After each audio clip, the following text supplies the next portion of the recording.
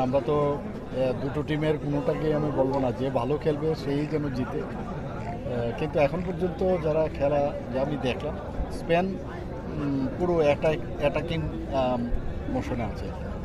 খুবই ভালো লাগছে আলটিমেটলি তার রেজাল্ট যখন দেখবো ফাইনাল, কারণ বলা মুশকিল কখন যে মেসির মতো লোক আছে এখানে না। এখানে যে কমেন্টেটার ও বারবার মেসিকেই খুব জোর দিচ্ছে যে ওকে বোঝা মুশকিল, চুপচাপ আছে কিন্তু কখন যে বেরিয়ে আসবে এবং হঠাৎ করে যখন গোলের অ্যাডভান্টেজটা নিয়ে নেবে হয়তোবা সিনারিওটা চেঞ্জ হতে পারে। স্যার গতবার আমাদের মনে আছে আপনি নিজে গাড়ি চালিয়ে এসেছিলেন ফাইনাল দেখার জন্য এবং আর্জেন্টিনা চ্যাম্পিয়ন হয়েছিল। এবছর আপনার কি প্রেডিকশন? না, আমি প্রেডিকশন আমি বলবো কারণ এখন তো গোল শূন্য আছে, দেখা যাক, এখন বলা যাবে না। কিন্তু এখন পর্যন্ত যা খেলা দেখছি আমরা, স্পেন কিন্তু খুব ডমিনেটিং। আপনি মন থেকে কাকে সাপোর্ট করছেন? না, আমার এই বিষয়ে আমি বলবো না।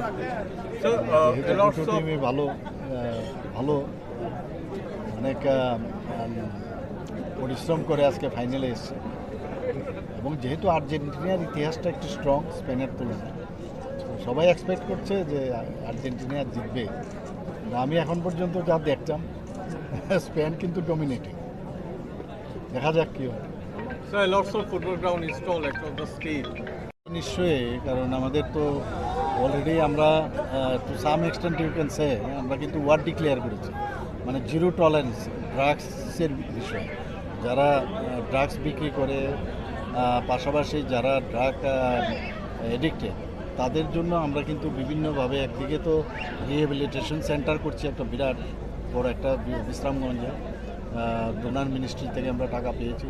তাছাড়া আমরা আমাদের বাজেট থেকে সমস্ত ডিস্ট্রিক্টকে, আমাদের 8টা ডিস্ট্রিক্টেই একটা 20 করোড় আমরা খরচা করে বিভিন্ন জায়গায় অলরেডি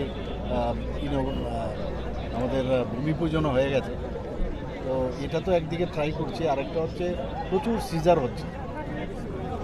তো এটা একটা এখন চলছে আমাদের, এবং আমাদের গৃহমন্ত্রীজিও খুব এই বিষয়ে খুব বারবার বলেছেন যে কোনো অবস্থায় ড্রাগস যারা জড়িত রয়েছে বিক্রির ক্ষেত্রে তাদেরকে ছাড় দেওয়া হবে এবং আমরা আরও ইন্টেন্সিফাই করবো, টুডে আর টুমরো আরও ইন্টেন্সিফাই করব।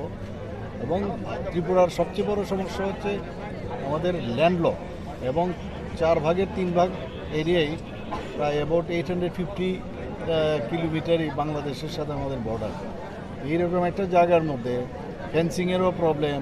তো এই জায়গার মধ্যে তারপরেও আমরা যেভাবে এটাকে প্রতিরোধ করছি এবং এই ক্রেডিটগুলো যাচ্ছে আমাদের সমস্ত এজেন্সি, পুলিশ ডিপার্টমেন্টই হোক বা আমাদের আইনের বিষয় হোক, এনডিপিএস কেস, এগুলো কিন্তু আগে কিন্তু সাজা টাজা হতো না, এখন কিন্তু সাজা হচ্ছে, মনিটরিং হচ্ছে।